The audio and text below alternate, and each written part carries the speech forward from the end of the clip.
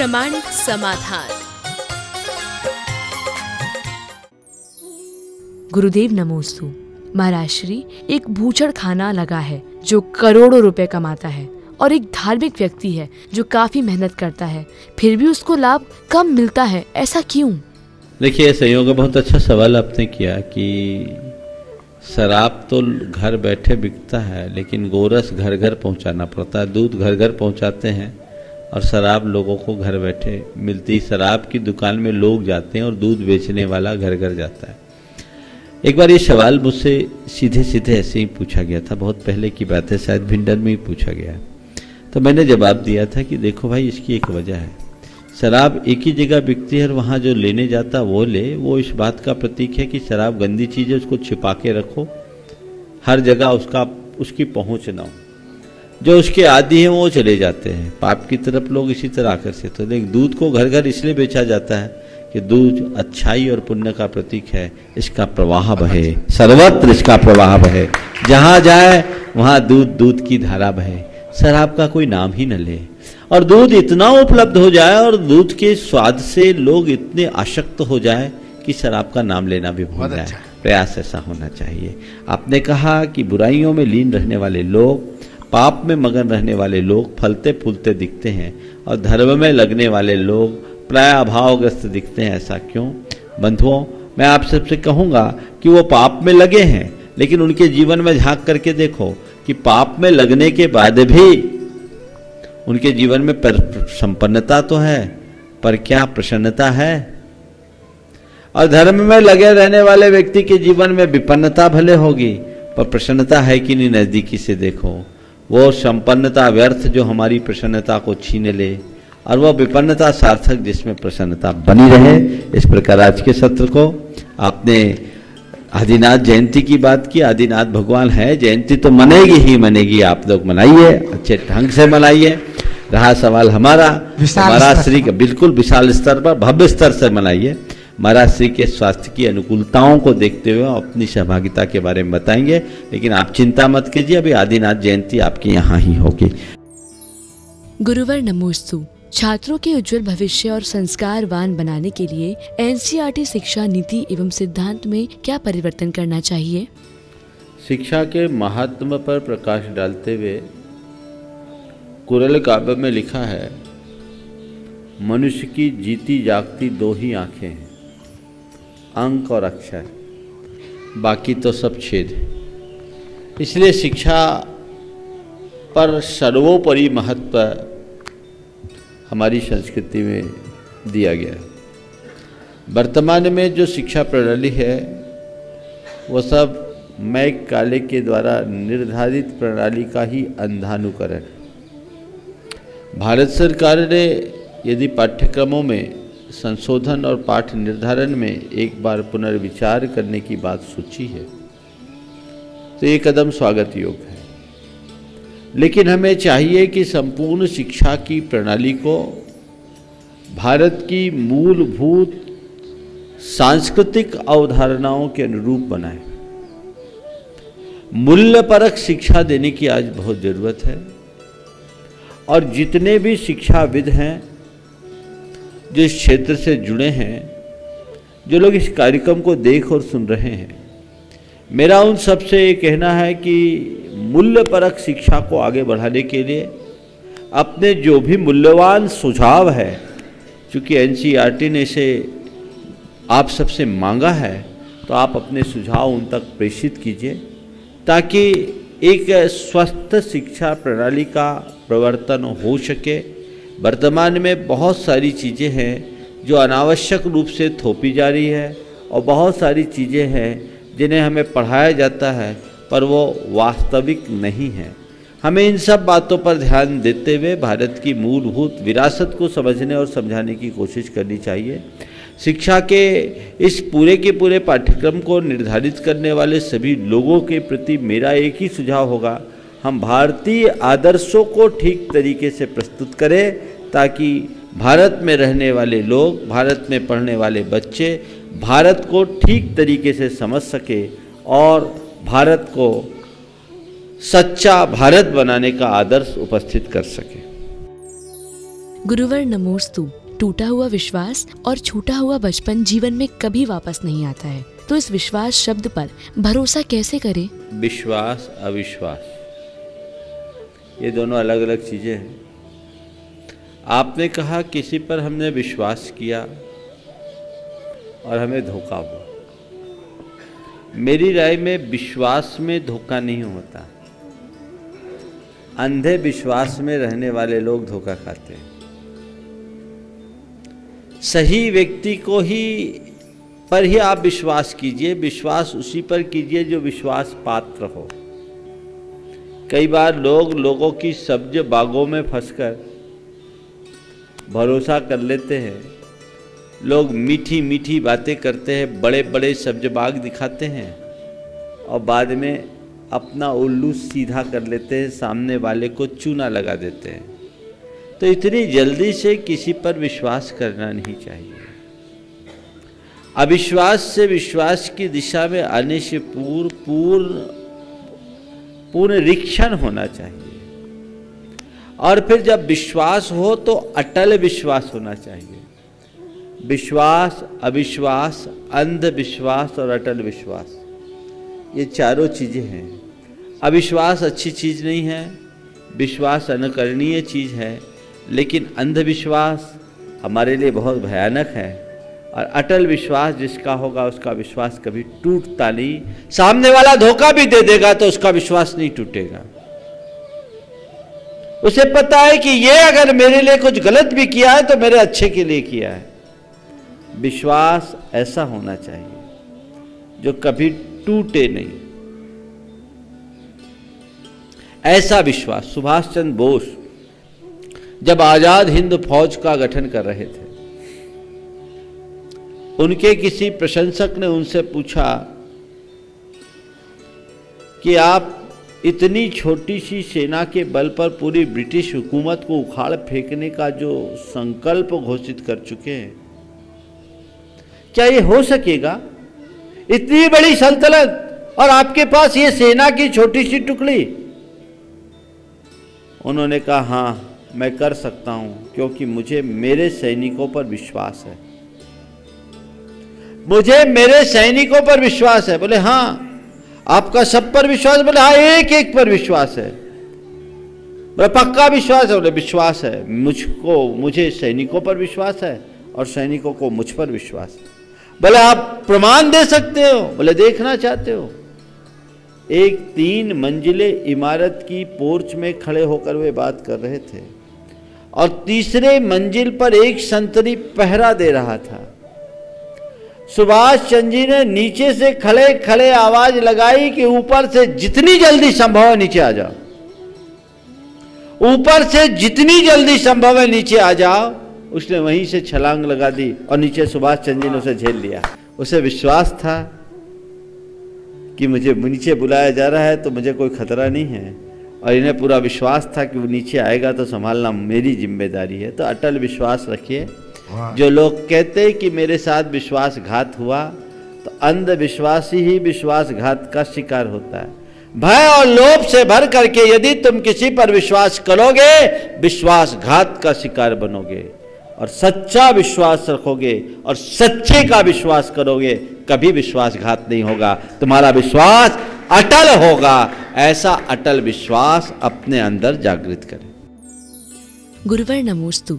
वर्तमान में झूठ की सर्वत्र सराहना की जाती है और सत्य का तिरस्कार किया जाता है, तो इस वर्तमान युग में सत्यवादिता कहाँ तक उचित है? देखिए, झूठ सर्वत्र फैलता है, इससे वो अपनाने योग्य हो ये कोई जरूरी नहीं। थुहर तो जगह जगह मिलते हैं, कल्प वृक्ष यदा कदा ही मिलते हैं, पर जगह जगह थुहर की उपलब्धता होने से थुहर का मूल्य नहीं बढ़ता, और कल्प वृक्ष के दुर्लभ होने से उसका मूल्य घटता नहीं बल्कि बढ़ता ही है। अनंतो थुहर के पेड़ एक तरफ और कल्प तरु एक तरफ है। हमारा जीवन कल्प तरु से निहाल होगा। असत्य थुहर का पेड़ है और सत्य कल्प वृक्ष है। हमें उसकी छांव स्वीकारना चाहिए और उससे कभी नहीं भूलना चाहिए। गुरुवर नमोस्तु। बूंद बूंद से घड़ा भरता है और ज्ञान की कोई सीमा नहीं होती है। तो अपने ज्ञान के घड़े को बूंद बूंद से कैसे भरें? बस भरना तो शुरू करो, कण कण से भरेगा। हमारे गुरुदेव की जो प्रवचन के अंश थे, उन अंशों का संग्रह किया जा रहा था। हमारे वरिष्ठ मुनिराज थे समता सागर जी, उन दिनों हम लोग साथ में थे। उन्होंने इसका बीड़ा उठाया और ये कार्य कर रहे थे और करीब 1500-1700 कोटेशंस उसमें थे। उसका शीर्षक लिखा जा रहा था। बहुत सारे शीर्षक लिखने के लिए बात की गई, तो मेरे मुंह से निकला इसका शीर्षक दो सागर बूंद समान। ये बात गुरुदेव के पास आई, अमरकंटक की बात है 1994 की। तो उन्होंने तुरंत ये सागर बूंद समाए के शब्द को पकड़ करके ही तुरंत कहा, बूंद बूंद के मिलन से घट दरिया बन जाए, बूंद बूंद के मिलन से घट भर जाए, कुछ भूल रहा हूं, बूंद बूंद के मिलन से घट भर जाए, दरिया बन सागर मिले, सागर बूंद समाए। तो जो मुख्य पंक्ति थी, दरिया बन सागर बने, सागर बूंद समाए। तो बूंद बूंद के मिलन से, एक एक बूंद के मिलने से घट भर जाता है और वो वही घट दरिया बनता है। और दरिया बूंद बूंद के मिलन से जल में गति आ जाए, बूंद बूंद के मिलन से जल में गति आ जाए, फंसी हुई थी वो। बूंद बूंद के मिलन से जल में गति आ जाए और दरिया बन सागर बने, सागर बूंद समाए। तो एक एक बूंद से काम हो जाता है, इसलिए उसी तरीके से आगे चलना चाहिए। गुरुवर नमोस्तु। धर्म अपने आप में क्या है, जिसका वास्तव में ना कोई नाम है और ना कोई रूप? फिर इतनी धार्मिक क्रियाएं करने से हमें क्या लाभ होता है? देखिए, धर्म की क्रियाएं धर्म नहीं है, अधर्म से बचने का उपाय। आपने पूछा धर्म क्या है, धर्म की बहुत सारी व्याख्याएं और जितनी बातें आपने की वो बहुत सही है। लेकिन हमारे आचार्य गुणभद्र से किसी ने पूछा कि भगवान धर्म क्या है, तो उन्होंने जो व्याख्या की मुझे बड़ी उपयोगी लगती है और अक्सर मैं वो व्याख्या करता हूँ। उनसे पूछा कि धर्म क्या है, तो उन्होंने कहा सधर्मो यत्र नाधर्म। धर्म वही है जहाँ अधर्म नहीं। तो हम धर्म की क्रिया करते हो धर्म नहीं है, लेकिन अधर्म से बच रहे हैं, यही हमारे लिए एक काम है। हम जिस दिन पूरी तरह अधर्म से मुक्त हो जाएंगे, हम खुद धर्म स्वरूप हो जाएंगे और ये धार्मिक क्रियाएं उसी अधर्म से बचने का माध्यम मात्र है। गुरुवर नमोस्तु। ज्योतिष की बातों पर भरोसा होता है, पर गुरुओं की बातों का भरोसा क्यों नहीं होता है? ऐसी कड़वी झूठी बातों से बचने के लिए क्या उपाय करें? देखिए, बात ऐसी है, ज्योतिषी की बात पर भरोसा आपको होता है और गुरुओं की बात पर भरोसा क्यों नहीं होता?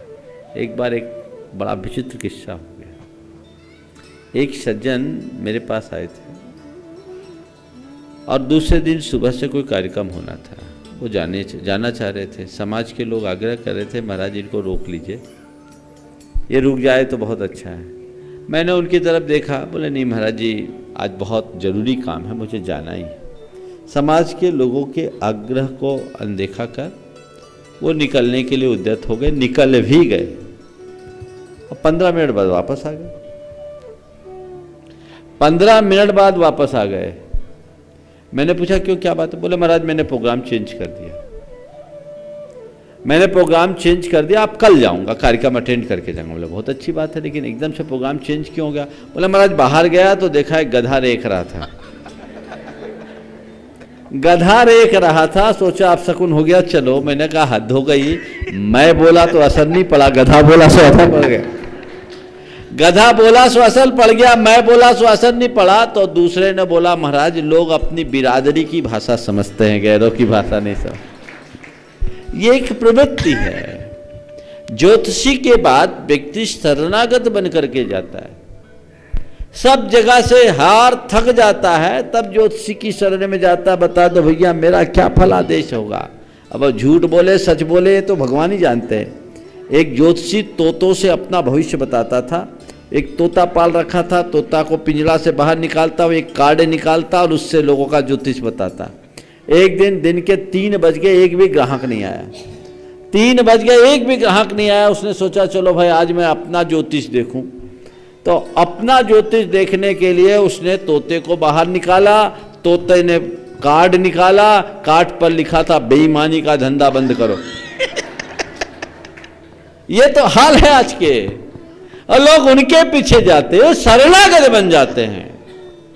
जिस तरह शरणागत बन करके तुम इन ज्योतिषियों, पंडों, मौलवियों और तांत्रिकों के पास जाते हो, यदि उतनी ही शरणागत की भावना से सद्गुरु की शरण में जाओगे तो कभी किसी ज्योतिष, कभी टोने टोटके के चक्कर में फंसने की नौबत ही नहीं आएगी।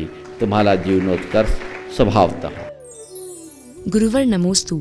गुरुवर, आजकल भारतीय बाजार में आयुर्वेदिक अंडे को शाकाहारी बताना क्या सही है या गलत? भैया इसका फंडा समझना पड़ेगा। अंडा कोई भी हो आयुर्वेदिक नहीं होता, ये तो भ्रमजाल है। ये बड़ा विचित्र भ्रमजाल है। पहले तो एक भ्रम पैदा किया national egg coordination organisation NACCO को, एक संस्था थी हैदराबाद की, जिन्होंने अंडे को शाकाहारी निरूपित किया। अब ये दूसरा शब्द छल प्रकट कर रहे हैं अंडे को आयुर्वेदिक बताने का। बिल्कुल ये कतई नहीं हो सकता। हमारे आयुर्वेद के किसी भी शास्त्र में अंडे और मुर्गी को इस तरह से आयुर्वेदिक बताया नहीं गया। पूरे देश के लोगों को इसकी सच्चाई का पता लगाकर पुरजोर विरोध करना चाहिए और भारत सरकार से इस बात के लिए आपत्ति जताते हुए कहना चाहिए कि आयुर्वेद हमारे ऋषि मुनियों और संतों का एक बहुत बड़ा विज्ञान है, ज्ञान है, जो हजारों वर्षों से हमारी संस्कृति की सेवा करते आ रही है। ऐसे आयुर्वेद का मखौल उड़ाने वाले लोगों को कतई प्रश्रय न दिया जाए, उनका भरपूर प्रतिवाद किया जाए। थोड़े दिन पहले आया, लेकिन मुझे आश्चर्य कि इस पर ध्यान एक बच्चे का गया और किसी का नहीं गया। ध्यान तो सबका जाना चाहिए। ये शब्द छल है और इस तरह के विज्ञापनों पर भी प्रतिबंध लगाना चाहिए और पूरी तरह से भारत सरकार से इस बात का आग्रह करना चाहिए कि ऐसे लोगों के मंसूबों को कतई न पनपने दें, अन्यथा हमारी संस्कृति को बहुत नुकसान होगा। गुरुवर नमोस्तु। 24 तीर्थंकरों के पूजन एवं अर्घ्य में जल शब्द को सर्वप्रथम प्रयुक्त क्यों किया जाता है? देखिए, 8 द्रव्य के बारे में मैंने कई बार विस्तार पूर्वक बताया। आज तो नहीं बताऊंगा, क्योंकि बताऊंगा तो आधा समय आपके ही पास चला जाएगा।